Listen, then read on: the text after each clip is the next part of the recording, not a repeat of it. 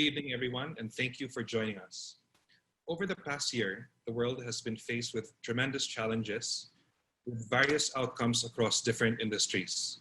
What has been interesting to us is that in spite of everything going on, time has shown that the watch market for both modern and vintage watches has proven to be resilient.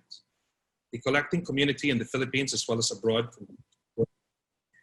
as with the desire for rare and special timepieces. In recent months, we have seen some wonderful watches appear at auction, establishing record prices, some with their own fascinating story.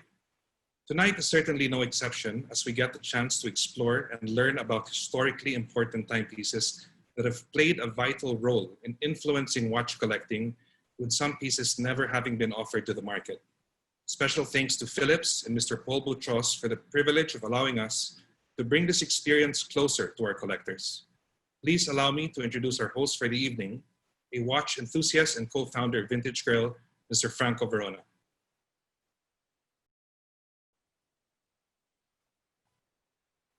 Thanks very much, Paolo. Good evening, everyone.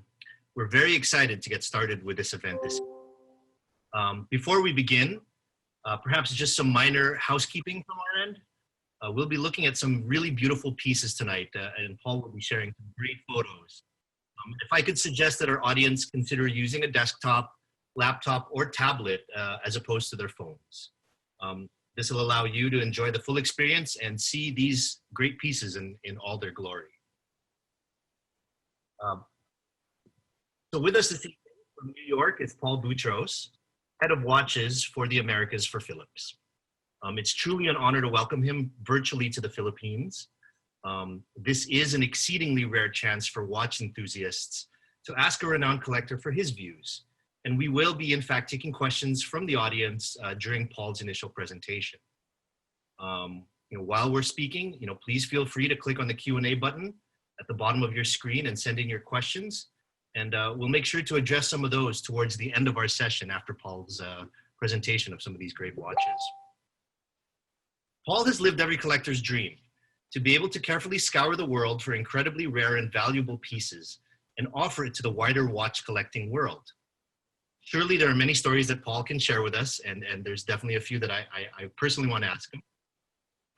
And I know, everyone's eager to find out about his watch collecting adventures. But before we begin, Paul, perhaps you can introduce yourself briefly. Thank you very much, Franco. Thank you very much, Paulo. We very much appreciate Vintage Grail organizing this event, and to all of you watch enthusiasts and collectors in the Philippines, thank you very much for joining this conversation and discussion. As Franco mentioned and Paulo mentioned, I represent the Phillips Watches Department in the Americas. I'm the head of the Americas for watches. I'm a longtime collector of watches, discovering them at the age of 10 with my father. My life took two paths. At the age of 10, I fell in love with watches, and at the age of 10, I knew I was going to become an engineer. And I had two parallel lives, always very active in the watch collecting community, but my education and career track was on engineering. And I had a 16-year career after getting a graduate degree in electrical engineering. I worked for a major defense contractor, and I was actually a rocket scientist designing ballistic missile defense systems, hitting missiles with missiles. My career took different twists and turns, but I was always active in the watch world. And over time, opportunities in the watch world began to knock, and sooner than later, they became very compelling, with the most compelling one being the opportunity to join Phillips, join Orel Bax, who was founding an all-new watches department at Phillips in 2014. And when he shared with me the vision of this new watches department, that it would be dedicated to highest quality timepieces, offering far fewer watches, but only the very best, dedicated to scholarship, transparency, and client service. And he reached out to me as he knew I was an engineer, knew I was a passionate watch guy outside of the field of watches in terms of professional experience. I love to build things as an engineer, so I saw this as a wonderful opportunity to build something from a clean sheet of paper from the ground up and quit my day job. And since 2014, I've been living the dream, as you had mentioned, Franco. Really seems like it. I mean, I got to say that there must be something about, engineering, watches, racing. I mean, there's just something about moving pieces and watches that I think people really find an affinity for, right? Especially Absolutely. I mean, as an engineer, I appreciate what's inside a watch and how a watch works. And I've always been fascinated by movements. And that's really my collecting preference is precision watches. And that is, at the end of the day, what engineering is about. It's what a timekeeper is made for, precision and accuracy. And I've always been fascinated by human ingenuity and how to make things better. And for me, it's a lifelong passion. And I continue to learn every day from clients, from handling watches. I'm going to do this until the day I die. I mean, amazing. This is a great chance to talk to you because you really have been there really since day one for watch auctions in Phillips. Maybe you can start with that. Actually, tell us a little bit about how the market has grown, how over the last 3 years, have you seen increasing interest from all over the world? What sort of perspective have you seen since the first auction in 2017? Yeah, actually, we had our first auction in 2015, and in the latter, post 2010, the market for collectors' watches really exploded, and a big part of that expansion came from the rise of blogs, the rise of social media, Facebook, and particularly Instagram. This was a major inflection point, and the first inflection point came with the internet. In the late 90s and early 2000s, watch collectors found each other around the world. Discussion forums sprouted and knowledge expanded, and people were more comfortable collecting watches because knowledge was accessible. Before the internet, people were holding on to knowledge and not sharing. So inflection point one was the rise of the internet. Then inflection point two, the rise of social media, the rise of blogs, influential blogs, and how watches, the word of watches, how great they are, spread. And then we came to the scene in 2015, and the market was quite strong, but it really exploded in 2017 upon the sale of Paul Newman Daytona. Yeah. When that watch set a world record, which we sold, it was my first auction in New York. It sold for $17.8 million US. The press coverage for that result was beyond anything we've ever seen in the field of watches. And it really got the word out to so many people on the greatness of collectors' watches. I've always been a champion of watch collecting. When I was young, I would try to tell my friends, hey, you got to collect watches, they're so cool. And nobody would listen to me. And now today, through great auction results, through celebrity wristwatches, I have a wonderful platform to shout at the highest, mountaintop to reach as many people about the greatness of watch collecting, how much I have, benefited from watch collecting in many, many ways. I want others to experience this wonderful experience of collecting. Yeah. What's great about your role right now and what you do is that not only that, I mean, you really get this process of discovery. I mean, you get to discover, find out the stories about some of these vintage greats, and curate it and then offer it to the wider market. And I think that's such an interesting, we could spend hours just on that side. But yeah, we have an obligation to tell the stories of these watches. When we get something great, our duty is to tell the story that they hold. And always my mission is to do justice, give that watch justice, because it's up to us to inform and educate the world on the importance of a timepiece. Well, you certainly did with the Paul Newman in 2017. I mean, I think you really did that watch justice. I do want to focus on that just for a little bit, just because, of course, this is such a unique opportunity to learn more about, the process of discovery, how you found that watch or how your team found that watch. Yeah. What you thought, what was the mindset as you put it out to the market? And actually, did you actually think you were going to hit $17.8 million? No, we did not. So it's an interesting story, Franco, and I'm glad you brought it up. So that watch it was a mythical timepiece, a legendary watch that nobody knew where it was. And of course, we're always on the lookout for such Grail pieces. And one day, Aurel Bax, our founder, received an email from a collector of client of his that he's worked with for 20 years, and said to him in the email, "Hey, Aurel," or actually he called him, "Hey, Aurel, what if I told you, what's the value of Paul Newman's Daytona? What if I told you we had it?" And Aurel said, "Oh, Paul Newman Daytona is worth about $150,000. And the guy said, "No, you're not understanding me. This is Paul Newman's, Daytona." "What? Really?" Yeah. So Aurel was in disbelief. And it turns out that that person who contacted him was contacted by his own lawyer. So this client had a lawyer, and the lawyer was also the lawyer of a guy named James Cox. James Cox was the ex-boyfriend of Nell Newman, Paul Newman's daughter. And James received the watch from Paul Newman directly in 1984, and James had the watch the entire time. And 2015, 2016, he was starting to think about selling it. He knew of its importance and wanted to raise funds to help Nell Newman, who was had founded her own charitable foundation, and said, "You know what, now it's time to help give her a big boost." He would sell the watch and give proceeds to help Nell Newman with her charitable foundation. So he reached out to his lawyer and asked him for help. "What do I do? This is a watch that's very valuable. It's got a charitable component. Where do I start?" So the lawyer said, "I know exactly who to talk to. It's this gentleman named Tom Peck, a world-class collector. He's very experienced with watches." And Tom and Aurel shared a great relationship for 20 years.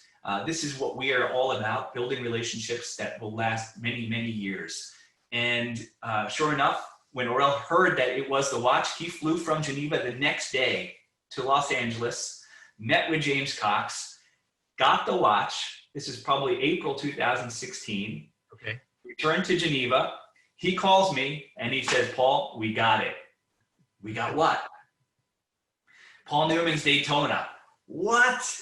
OMG. Oh my God. And this is the way we're going to launch New York, Paul. Amazing, amazing. So this is April 2016, mind you. Back then, the world record price for any Rolex watch was $2.4 million. And the world record price for any wristwatch was $7.3 million, which we achieved. So in our minds, in April 2016, if we got a $4 million hammer price, we would be thrilled, or $4 million all inclusive. It would be well above the last Rolex record. Then time marches on. November 2016, 6 months later, we had our November Geneva auction, and we sold a Patek Philippe for a reference 1518 for $11 million, breaking the previous world record for a wristwatch. And we were thrilled. May 2017, 2 new Rolex records occur.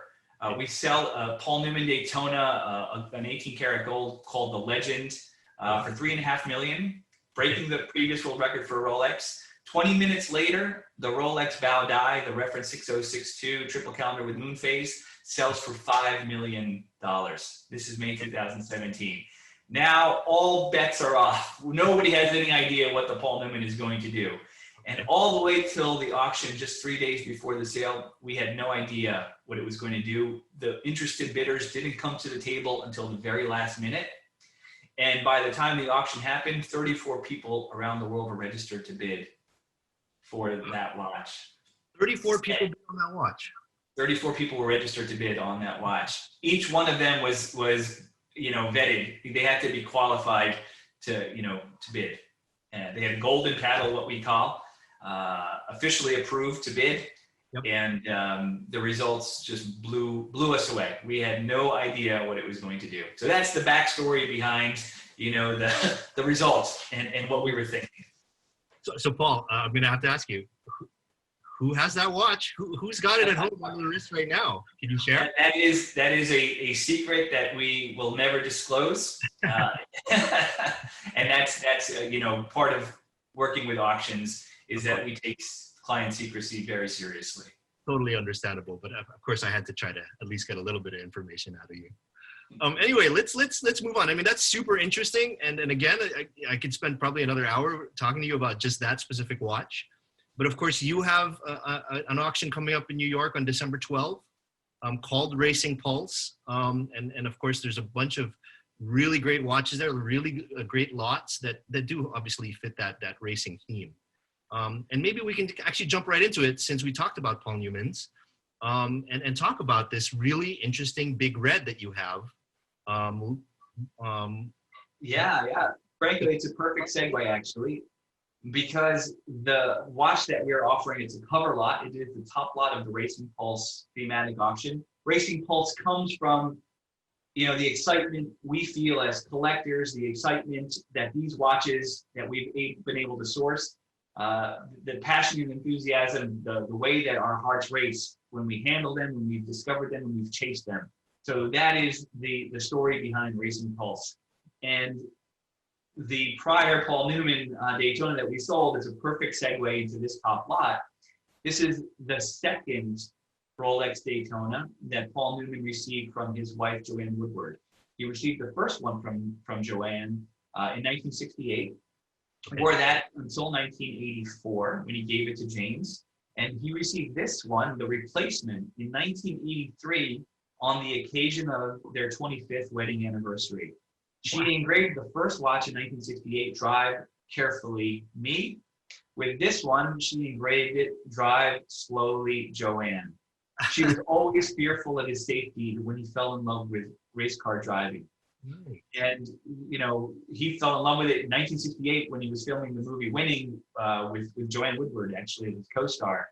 And she bought him the perfect watch for motorsport, a Daytona, but also was telling him, be careful, you're scaring me with your driving.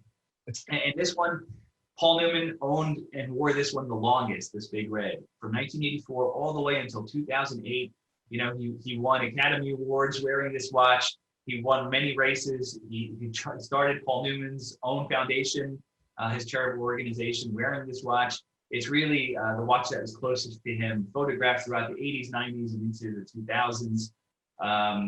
It is one of only 2 vintage Daytonas he's had, and he gave it to his daughter, Clea Newman, in 2008. Clea had worn it all the way until now and decided it's a good time to part with it to raise funds for charitable causes, or to raise funds for charities that Paul Newman himself founded. Given the challenging times we're in, especially with COVID and health concerns, she felt now is the time. And so she's consigned it directly with us. We're thrilled to offer it for her. What a chance and an opportunity we have, and we're thrilled to present it. It comes with a handwritten letter from Clea, signed by her, explaining how it was important to him and her relationship with her father. And we have it in with an estimate starting at $1 million. What is your ballpark? Is it really $1 million? Estimate is in excess of 1 million. So when you speak to people who work within an auction house, we can never speculate before the sale because it's kind of bad luck on what it could do. Makes sense.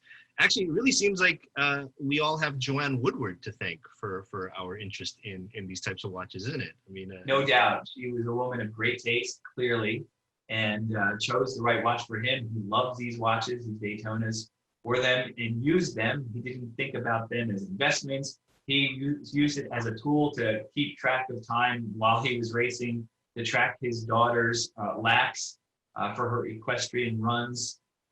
It was truly a tool watch that had nothing else to him. It was just a watch he liked to wear and used. Yeah. What do you think, just in a larger context, what is it about specifically Paul Newman, though, that makes us so interested in these types of Daytonas? The watches that he wears. I mean, what helps contribute to that mystique?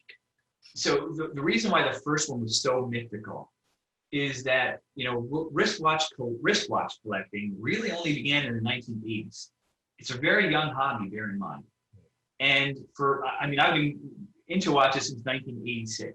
And some of my earliest memories of collecting watches was looking through magazines, looking through newspapers, regular newspapers, and seeing ads in the back, wanted, Rolex Daytonas with Paul Newman exotic dial, paying top dollar. The collector community, the trade community, associated Paul Newman to the Daytona in the 1980s because he was so often photographed wearing one. And that really propelled the whole mystique of Daytona. Daytona was the worst selling model in Rolex's lineup for decades, until the association with Paul Newman and until they discontinued manually wound Daytonas and introduced the self-winding Daytona in 1988. And then the demand for it took off. But not only did it help propel the desirability of the Daytona, it helped propel watch collecting, the association of Paul Newman to any watch. He was this 1 in a billion figure, adored and revered all around the world, a good man, philanthropic. He was the biggest philanthropist in the world before the era of Bill Gates and other tech tycoons who became philanthropists. He was the first and the world's biggest philanthropist. An Academy Award-winning actor, world famous. So he had such power and charisma. And of course, this mystique of owning a Paul Newman Daytona because of that style that's associated with him, his influence on all of watch collecting can't be understated. Yeah, yeah. Is it safe to say that really there are only 2 Daytonas that Paul Newman owned in his lifetime? 2 vintage Daytonas. Vintage. So pre Daytonas with acrylic crystals. Only 2. The first, the Paul Newman, then replaced by the big red Daytona. And then he's associated with a couple of other modern Daytonas with sapphire crystals. One is a 116519, a white gold Daytona with an in-house Rolex movement, sapphire crystal. That's engraved "Drive Very Slowly, Joanne," and another 16520 with white dial, Motorsport Man of the Year. These are later Daytonas. So only 2 vintage Daytonas he's had. Amazing. And now this one's available, December 12th. Available. Amazing. Cool. Now there's actually another watch out there related to somebody else very famous in the watch collecting world. Maybe you want to talk about this Heuer, this very interesting Heuer. Yeah. So can we go to the next slide? Sure. Yeah. Perfect. So here we have a fantastic Heuer Monaco, another watch on the cover of our Racing Pulse catalog. Something we're absolutely thrilled to offer. It is a watch worn by the Hollywood legend Steve McQueen in the movie Le Mans. He gifted this watch on the last day of filming to the chief mechanic of the movie Le Mans and his own personal mechanic, a gentleman by the name of Heuer Altunian. Haig had initially refused to take it because he felt that it should be given to Steve McQueen's son. But McQueen said to him, "It's too late. I can't give it to my son because it has your name on it." And on the case back, before the last day of filming, he had it engraved to Haig, Le Mans 1970. And Haig has kept it. He wore it for just a couple of years and stuck it in a safety deposit box for decades.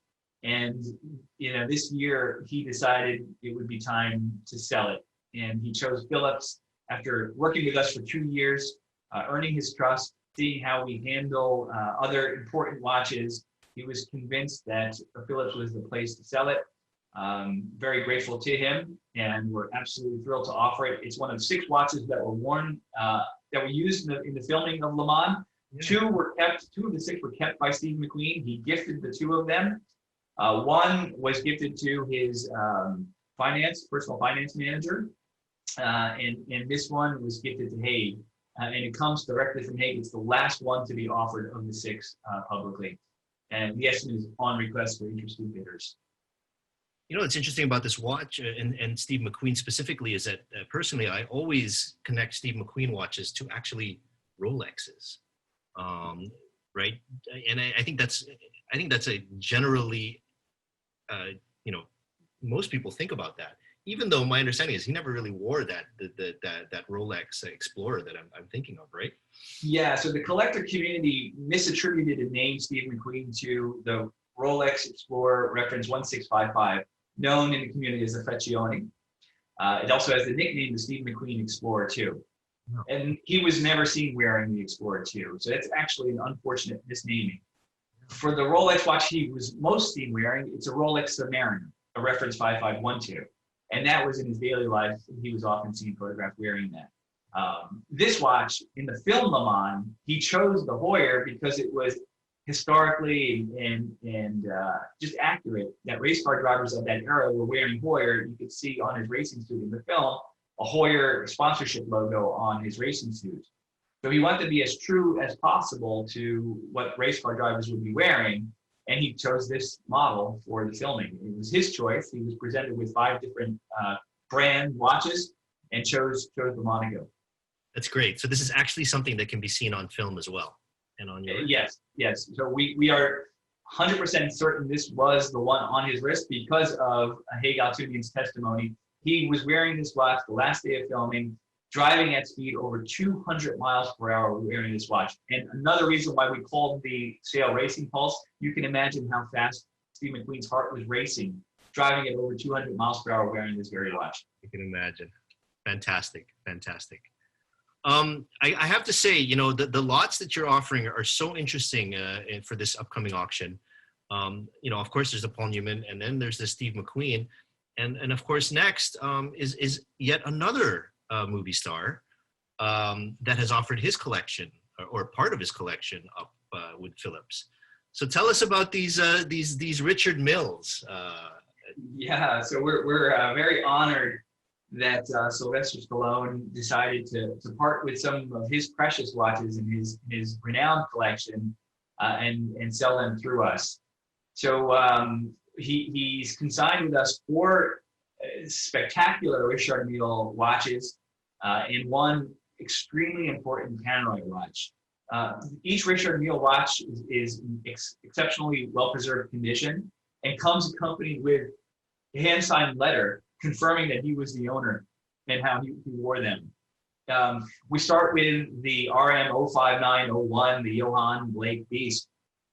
He was often photographed wearing this one. I think he received it in about 2013 or 2014. Okay. And he developed a special relationship with Richard Mille. And the community should know he is a true watch enthusiast, a true watch collector. He fell in love with watches when he lived in Switzerland, believe it or not, and in his 20s. He was going to school there and walked into a watch boutique and fell in love with watches back then.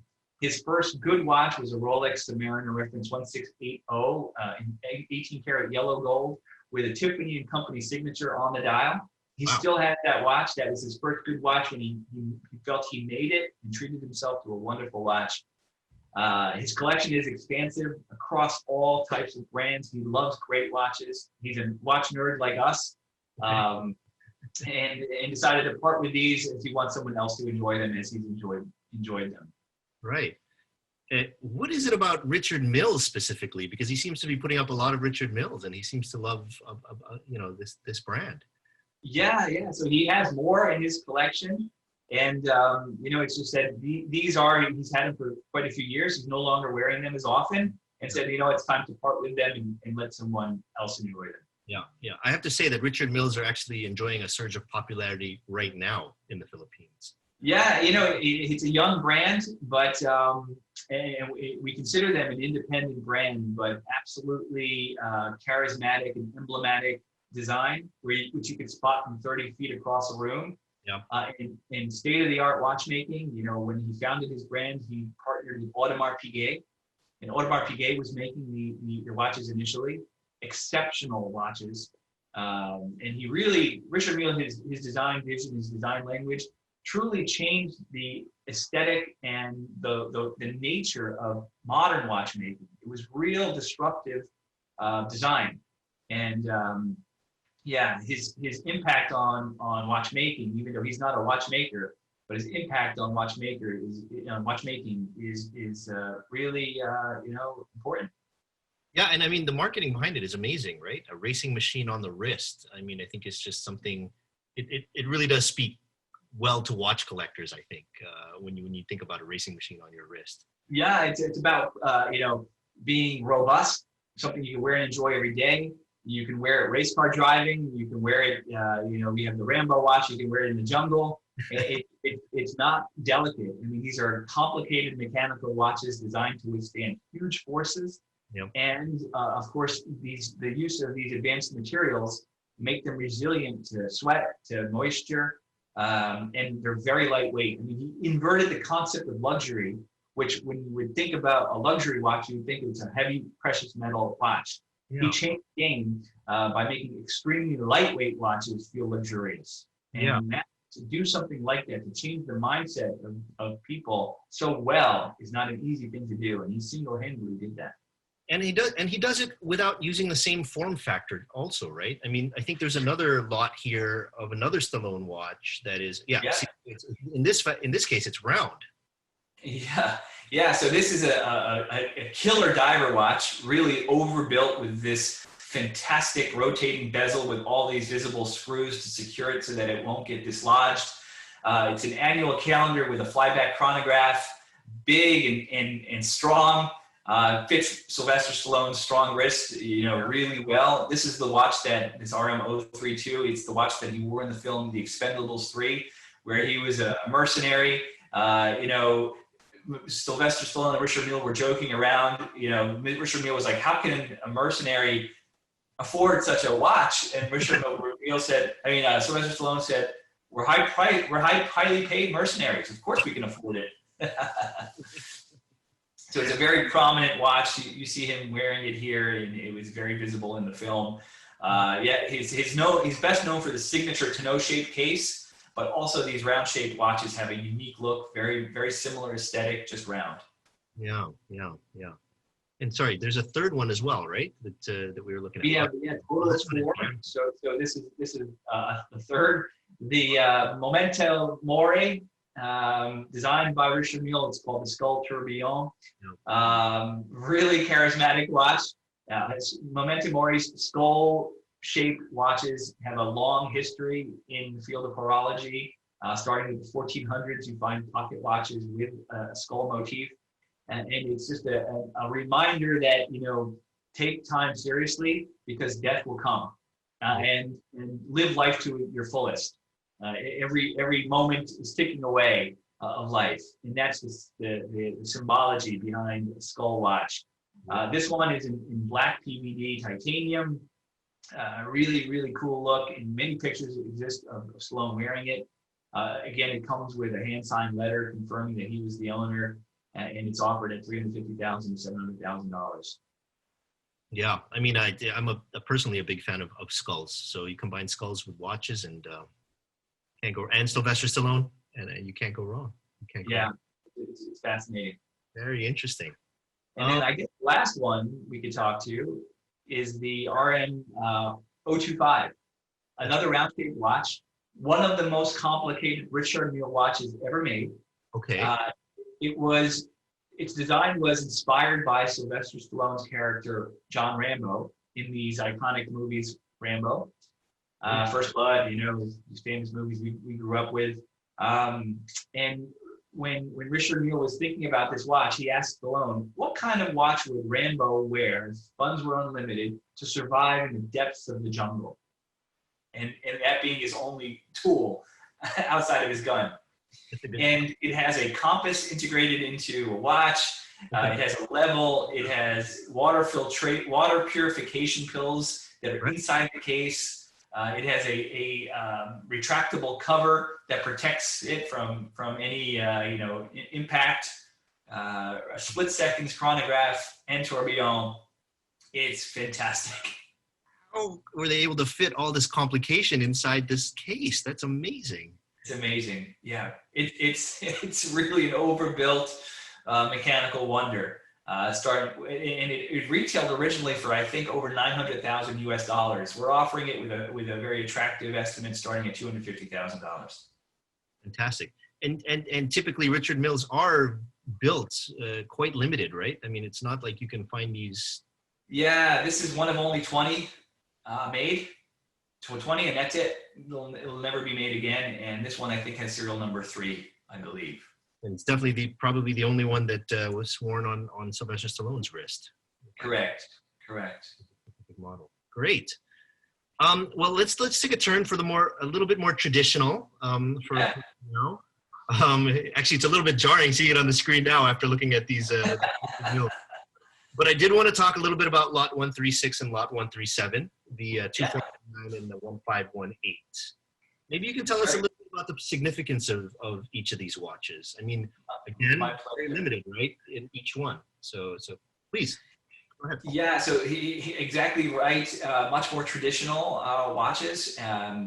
In the field of collector's watches, there are two blue chip brands for the long term since the 80s, and they are Patek Philippe and Rolex. And in the field of collectible Patek Philippe watches, the most sought after model in the vintage world is the reference 2499 and the reference 1518. This is Patek Philippe's flagship kind of model from this era. Starting in 1941 with the 1518, then replaced by the 2499 in 1951. And these are perpetual calendar chronographs. Patek Philippe was the only brand to be making perpetual calendar chronographs from 1941 all the way until 1986, when IWC introduced their Da Vinci perpetual calendar chronograph. No other brand would make such a watch. So it was truly prestigious. Introduced in the midst of World War II, Patek Philippe was pretty bold and courageous to introduce such a pricey and prestigious model in the midst of war. But sure enough, they designed it with this layout, three kind of subdials, a moon phase at 6 o'clock, the date indicator at 6 o'clock, the 60-minute counter at 9 o'clock, and the constant seconds at 3 o'clock, with the day and month apertures at 12 o'clock. This architecture was so far advanced and ahead of its time, introduced in 1941 with the 1518, that to this day, the successor model, the reference 5270 that you can buy today at a Patek Philippe boutique or a retailer, has the identical architecture. Imagine how timeless this style is. So the 2499 we see here, like I mentioned, introduced in 1951, replaced the 1518, which had a more austere design, very simple shapes and lines to the case. With the post-World War II era, people and society was more exuberant and joyful, and the case has some more beautiful curves and shapes with long extended lugs, rounded sides of the case, and a larger size, a case diameter of 37.5 millimeters, which is perfect for today's taste. This is a third series example. It dates to the 1970s. It's nicely preserved. It's not perfect, but very well priced. It's all original and can be obtained with an opening bid of just $200,000. Amazing. And as you mentioned, Franco, they're very rare. A total of 350, 349 2499s are believed to have been produced from 1951 all the way until 1984. Okay. And so they're extremely rare. I mean, have you ever seen any of these spotted in the wild? In the wild on somebody's wrist, I have not, unless I was at a watch auction preview or a dealer. Amazing. Okay, and so that's the 2499. Maybe we can take a closer look at the 1518. Yeah, there you go. Yeah. So the next lot, and almost the last lot of our auction, is the predecessor model, the groundbreaking reference 1518. The same architecture, like I mentioned, it has a little bit more simple lines, but it's classically elegant. The case diameter is about 35 millimeters. This example is beautifully preserved. There's some aging to the dial, which people love. And for those who are watching who are not familiar with vintage Patek Philippe, what makes them great is all the details. The dials, the printing on the dials, the word Patek Philippe, the scales, the seconds, the numbers, the date numbers, that's not ink that you see. That's actually hard enamel. The surface of the dial was all first engraved, then filled with enamel powder to create an indelible, unremovable printing, just like a tattoo. And the cost of the dial was the most expensive component of the entire watch, more expensive than the movement.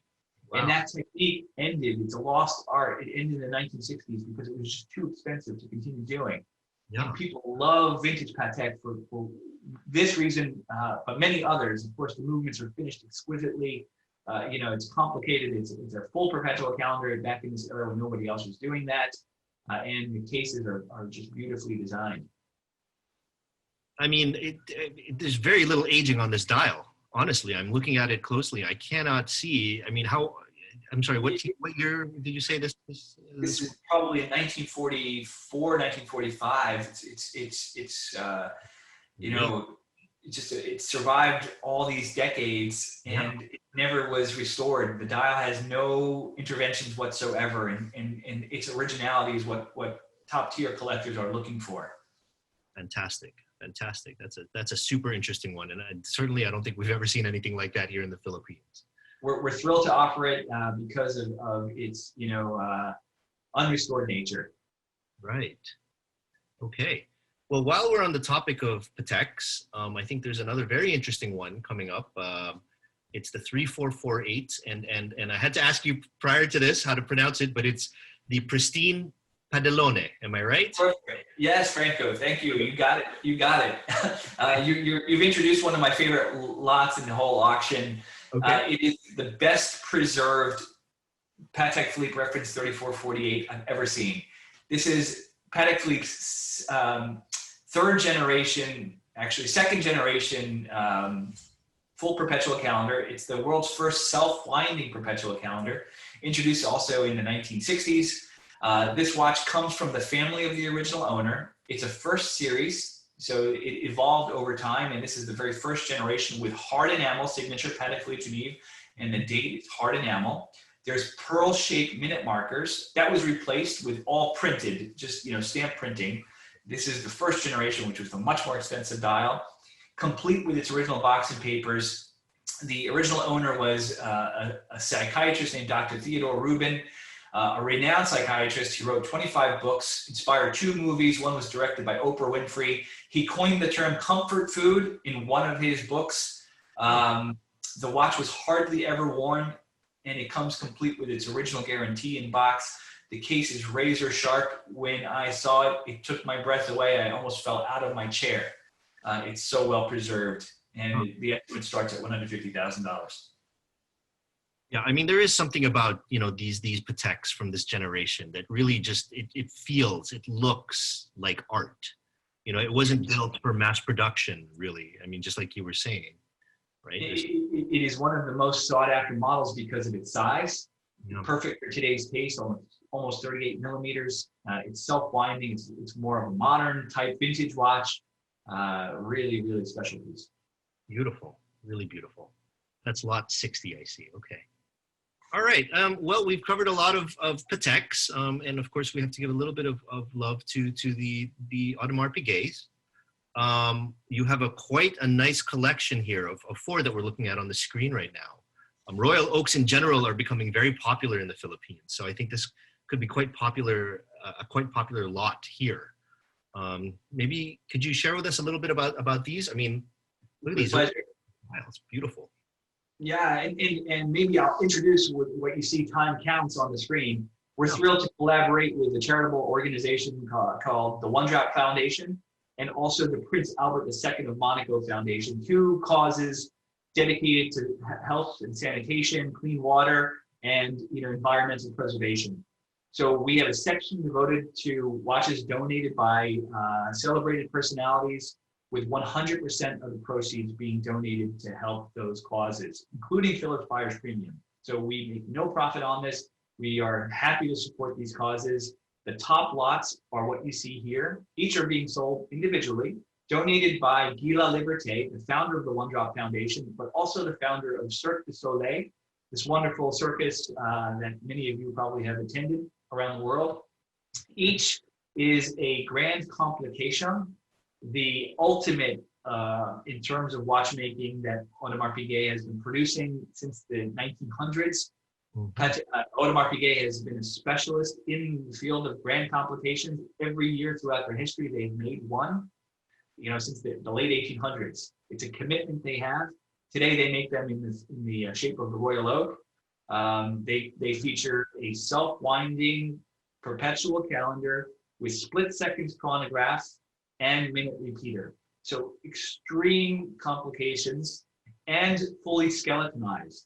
So you have the top of finishing and craftsmanship in each. Each one of these has a serial number of 1. 2 of them are unique. The left 2, the yellow gold one and the white gold one. The pink gold one, the third one that you see, that's one of 4 examples made, and the stainless steel one on the far right is one of only 5 examples made. Each is being sold with no reserve, so any bid is a good bid, meaning bidding will start at, say, $1, and they'll go up until whatever. Yes, so each is being sold individually, Guy Laliberté purchased these watches for his own collection. He decided now it's time to raise funds, similar to Clay and Newman's desire to raise funds in this challenging time. But Guy Laliberté kept the 5th. So he commissioned these 5. He kept the 5th. And the 5th one that he kept is a watch that he wore to space. He brought it to the International Space Station, a civilian who had the opportunity to fly to outer space. And it was a black PVD coated grand complication, similar design on strap, but that one he kept. Okay. So, I mean, the left 2 you're saying are basically the only ones in the world. Correct. And only one person has ever worn it, and that's Guy Laliberté. Yeah, they all come complete with their original certificate box in a special box created just for this charitable initiative with the One Drop Foundation logo built by Audemars Piguet for this lot, for each lot. Fantastic. I mean, they're beautiful. Actually, they're really nice.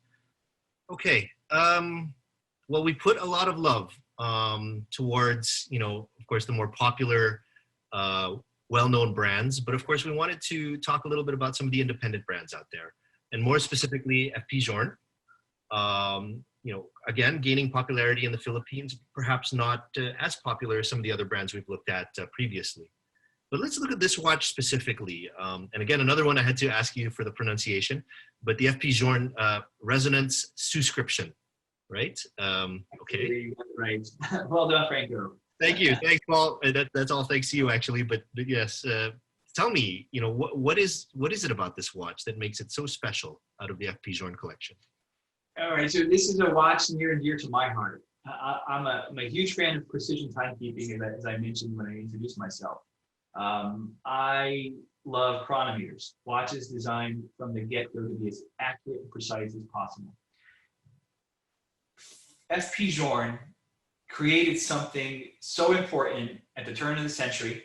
It was introduced in 2000, this resonance model. It's the first wristwatch ever created to have 2 balance wheels that sync together, oscillating at exactly the same rate thanks to a phenomenon known as resonance. He was inspired by an 18th century clock that had 2 pendulums that oscillated at the same rate because of resonance. But micro vibrations in the structure of the clock got these pendulums to oscillate at the same rate. Huh. And it not only got them to oscillate at the same rate, but it all improved the overall accuracy of the clock. And he wanted to create that in a wristwatch, and he succeeded. So this wristwatch, the Resonance, is perhaps the most accurate mechanical wristwatch you can buy today because of the phenomenon of resonance. It is basically 2 independent movements side by side integrated into one. And the 2 dials are independent timekeepers with independent seconds. But when you fully wind the watch, the seconds start to be at exactly the same rate and keep track of time together. And not only do they keep the same rate, but they increase the overall accuracy of the watch. This is one of the first models. This is serial number 3.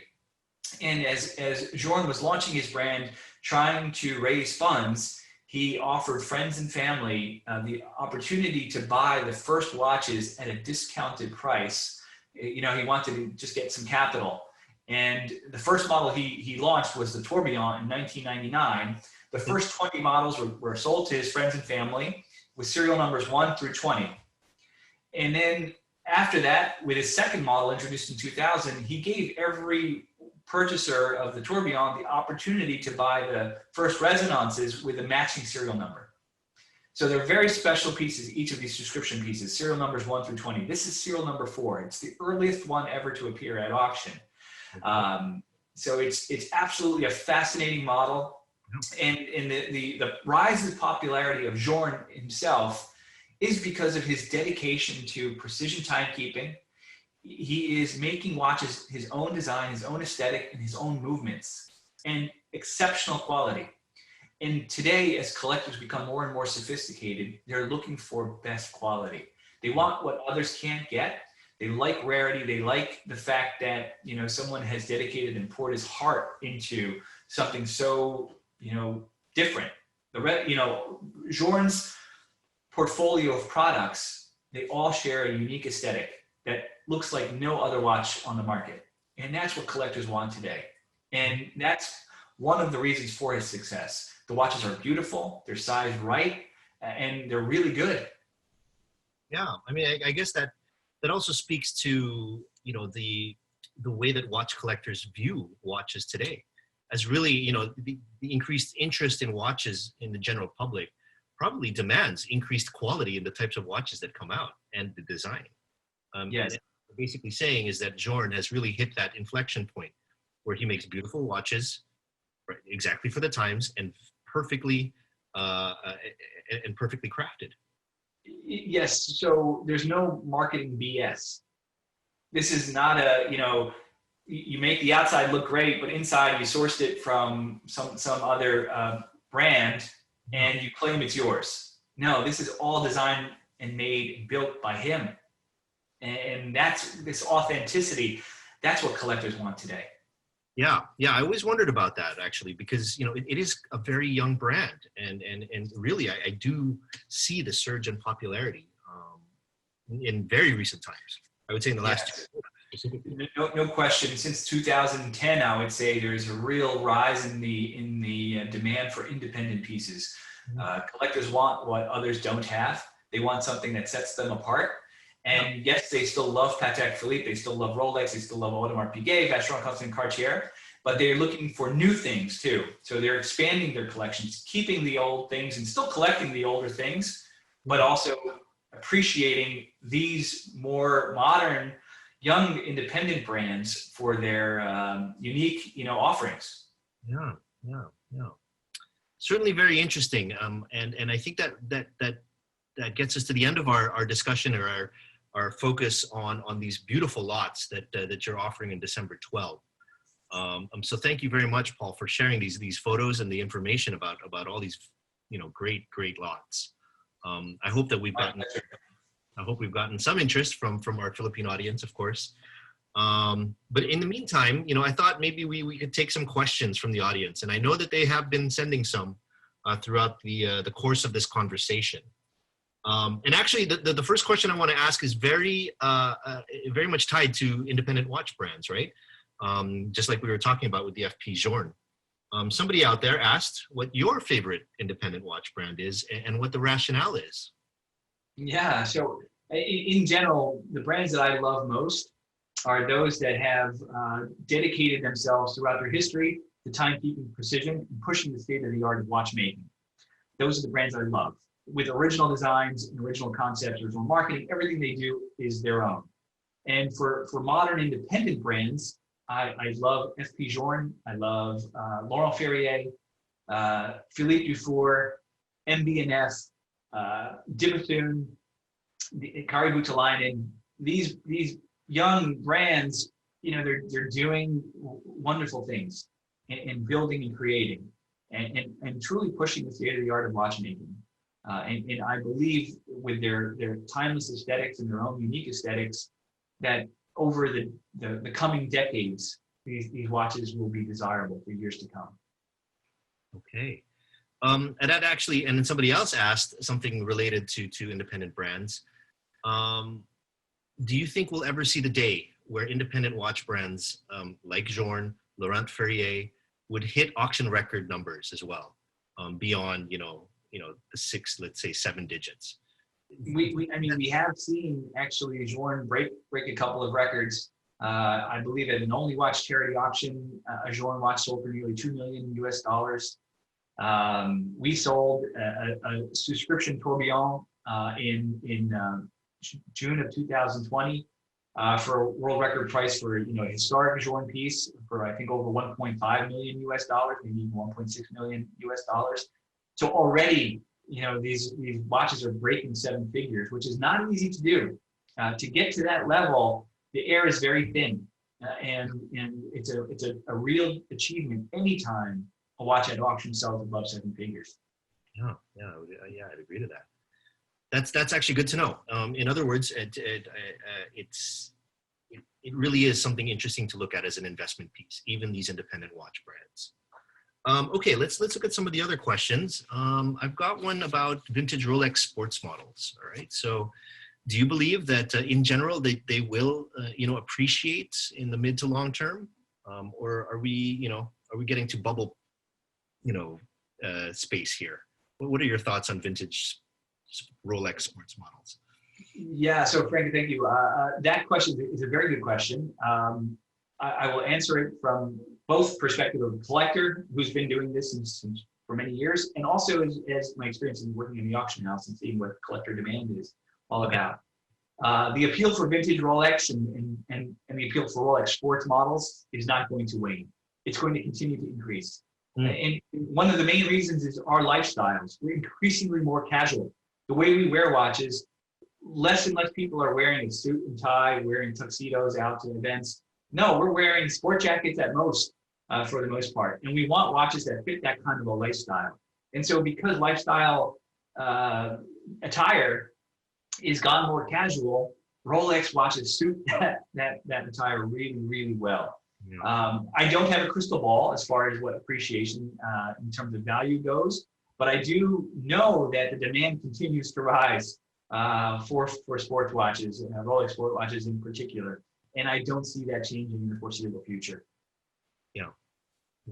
I think I'd agree to that, actually. I mean, it just doesn't seem to.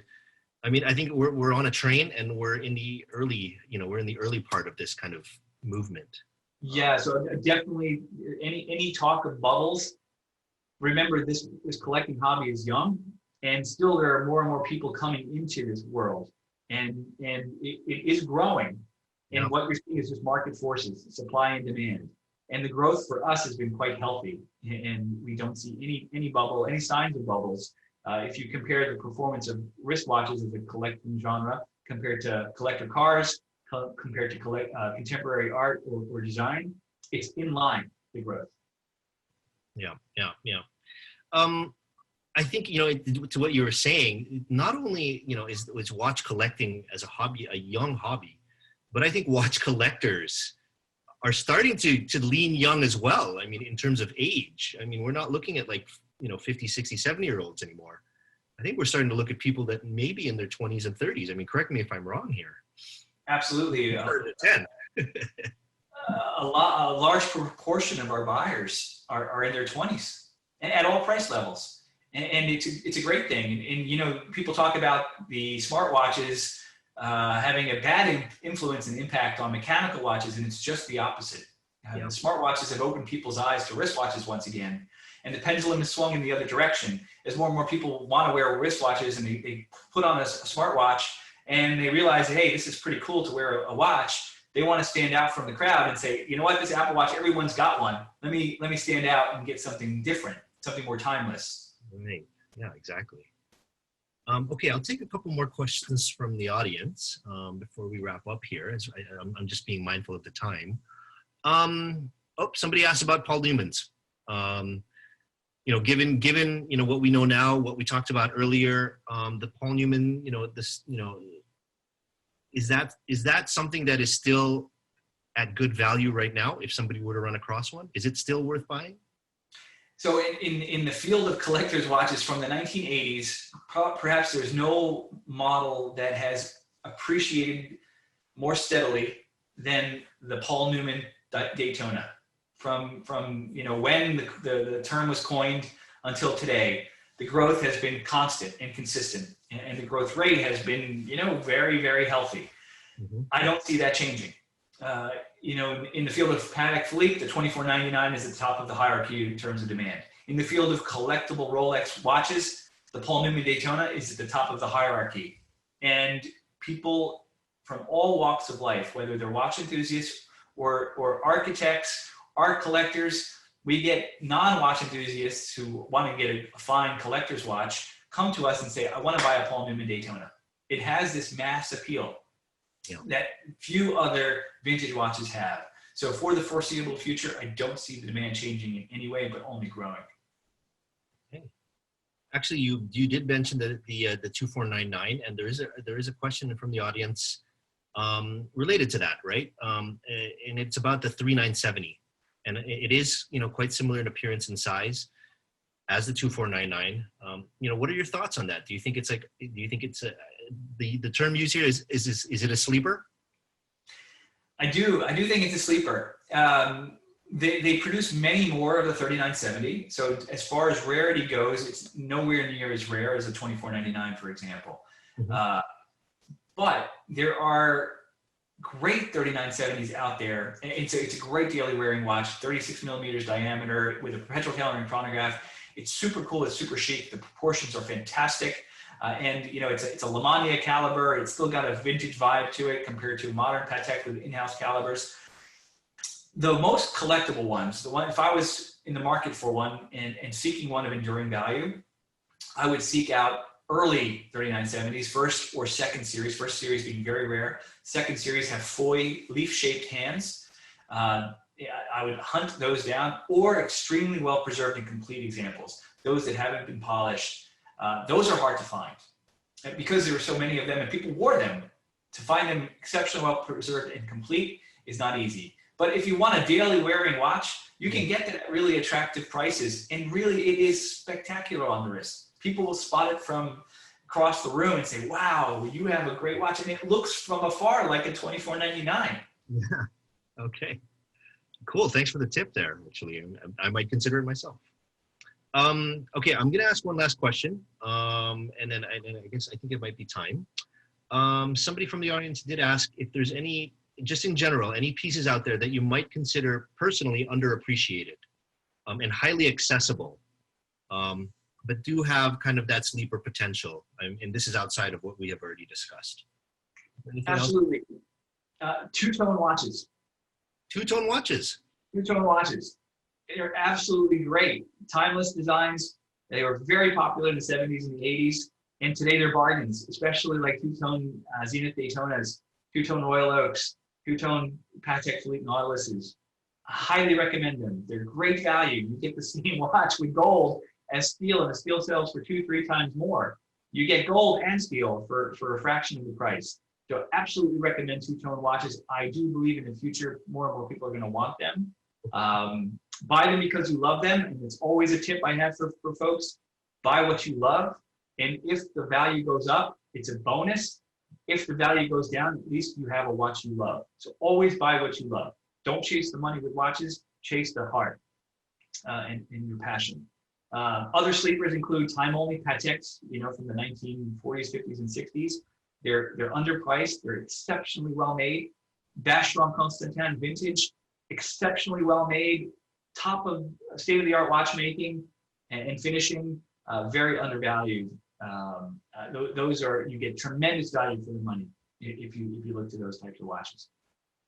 That's great. Thank you for those recommendations, and definitely the one thing that we'll take away from that is your recommendation to buy what you love. I mean, I know that we at Vintage Grail and more specifically Paulo really does recommend the same thing. Ensure that what you put on your wrist is something that you love, and if it appreciates, then it's a bonus. That's a bonus really than anything else. So thanks Paul for that. I think that might be just about time. And what I'd really like to do is just thank you, Paul, for taking the time in the early hours of New York City to join us. I know it's only like 8 in the morning there. We started at 7, so I apologize for grilling you like first thing in the morning in the U.S. Not at all. It's so much fun. I really enjoy talking to watch lovers. It is truly a pleasure. And, fresh in the morning, I'm much more energetic, I think. So it was good. Yeah. Well, I hope it sets the tone for the rest of your day. hope it was a good conversation. But thank you, Paul. It was great to learn about the pieces available at the Phillips auction on December 12th. I did want to let the audience know that we will be emailing and sending via WhatsApp the link that Paul has provided for us for the Phillips auction. If anybody is interested in making bids, I mean, personally, it looks like there are some very accessible watches in terms of price. We did start at $1,000. Yeah. Yeah, I mean, I'm taking a close look at your, you know, your catalog, and it's, I mean, it's extremely thick. So there's a lot of great options out there at any price level, basically. So we'll be sending that information to everybody in the audience via WhatsApp or via email. And so hold on to that shortly. We'll be sending that, I think, tomorrow morning. I'd like to thank everybody for joining us tonight at the webinar. I know there's quite a few of you out there, and thank you for you know, spending your Wednesday evening with us. We will be doing, you know, more of these in the future, and hopefully with Paul, you know, some more with Paul. Maybe he can share some auction results after December 12th. That would be interesting as well. Good pleasure. Yeah, thank you. And you know, we hope you all can join us when that does happen.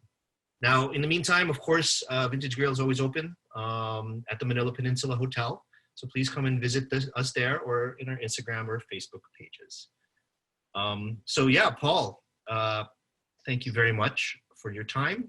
Thank you very much, Franco. Thank you to Paulo and to Vintage Grail for hosting us. We wish you all, you know, health and safety in these challenging times. But we are standing by to assist if you have any questions with the auction watches, and welcome you to participate. Fantastic. So thank you, everyone. On behalf of Vintage Grail and Paul of Phillips, I'd like to thank you all for joining us this evening. Thank you. Thank you, Franco. Thanks, Paul.